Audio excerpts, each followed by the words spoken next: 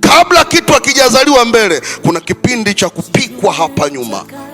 Ukitazama maharage, ili yaweze kuiva na yaweze kulika, lazima yapikike. Ungeyaona yanavyo luka kwenye kile chungu, ukayaonea huruma, unakula maharage mabichi.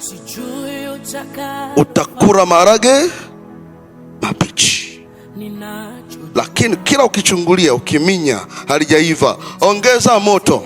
Halijaiva, ongeza kuni, ongeza na maji. Kama maharage yangekuwa na mdomo, yangesema we mama una roho mbaya wewe, wenzako tunaungua, wenzako tunaumia. Lakini ndio yanaiva hivyo. Kurukaruka kwa maharage ndio kuiva kwake. Unapopitia kwenye matatizo fulani, kwenye shida fulani, kwenye changamoto fulani, sio zote zimelenga kukumaliza. Zingine zinakufinyanga upya, zinakutengeneza upya, na lazima upite